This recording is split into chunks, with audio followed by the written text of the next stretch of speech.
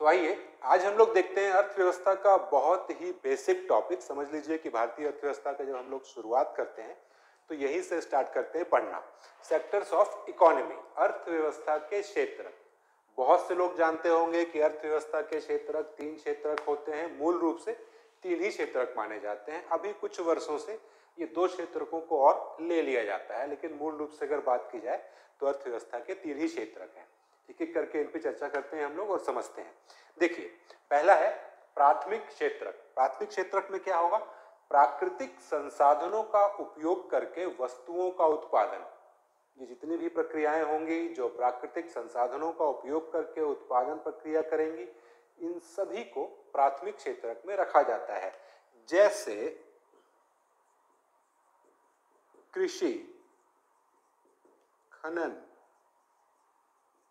उत्खनन, वानिकी, मत्स्यन यानी मछली पालन, ये सभी कार्य कैसे हैं? प्राथमिक क्षेत्रक के अंतर्गत रखे जाते हैं।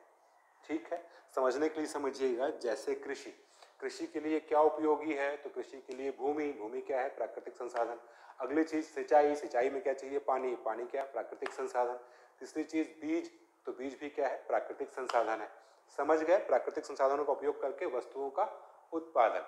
अगली चीज आ जाएगी द्वितीय क्षेत्र या सेकेंडरी सेक्टर। इसमें क्या होगा? इसमें जो है कच्चा माल जो है, इस क्षेत्र के लिए कच्चा माल प्राथमिक क्षेत्रक से लिया जाएगा और फिर वस्तुओं का उत्पादन किया जाएगा। जैसे इस कृषि से हम लोग ले लेंगे गेहूं, गेहूं का उत्पादन होगा। अब एक कंपनी है जो गेहूं को पीसेगी और उसका आटा बना देगी और आशीर्वाद आटे के नाम से बेचेगी। समझ गए? तो ये आशीर्वाद आटा किस श्रेणी में आएगा? द्वितीयक।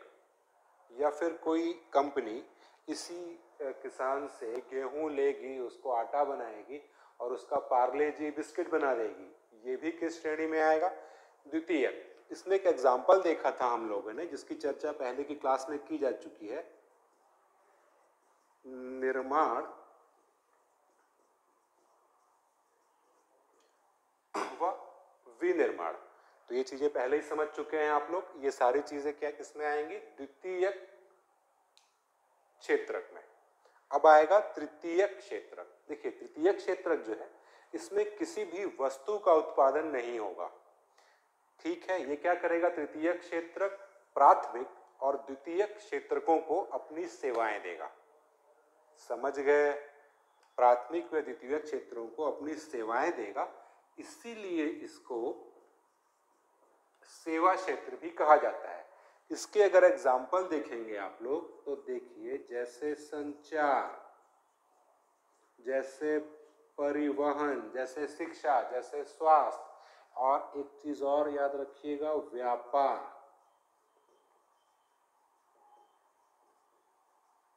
बैंकिंग, और सब कुछ समझ में आ जाएगा आपको। बस एक व्यापार समझा देता हूँ। जैसे देखिए बैंकिंग, बैंकिंग में किस वस्तु का उत्पादन हो रहा है? किसी भी नहीं। हम लोग जा रहे हैं, जमा कर रहे हैं, पैसा मिल रहा है, ठीक है, वस्तुओं का उत्पादन नहीं। यानी तृतीय क्षेत्र को ऐसे पहचानिएगा कि किसी भी वस्तु का उत्पादन इसमें नहीं होगा। अब एक चीज समझिए, व्यापार यानी कि ये किसान जिसने गेहूं उगाया, प्राथमिक क्षेत्रक वाला। फिर अगला जिसने आशीर्वाद आटा बनाया, बेच नहीं रहा है अभी, बनाया, तो ये क्या हो जाएगा? द्वितीय क्षेत्रक। यानी ये प्रोडक्शन कर रहा है वस्तु का, आशीर्वाद कंपनी वाला। लेकिन अब ये आशीर्वाद आटा जो है गली गली, मोहल्ले महल्ले, जितने भी किराने की दुकान है, हर जगह पहुंच चुका है।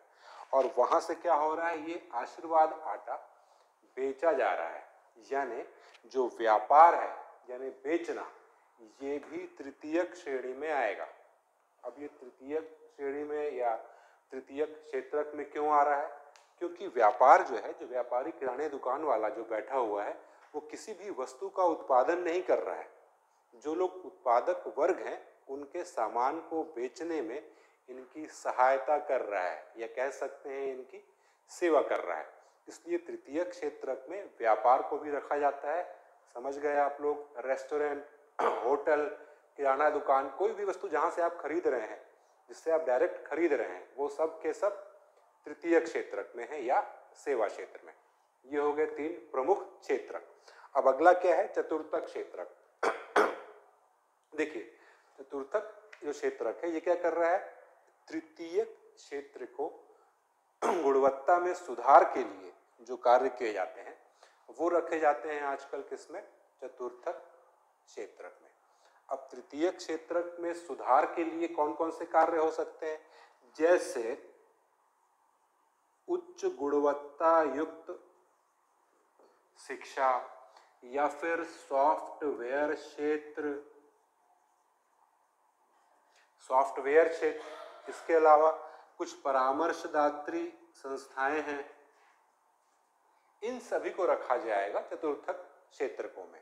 और अंत में आते हैं पंचम क्षेत्रक, इसमें किसको रखा जाएगा, उच्च श्रेणी के नीति निर्माताओं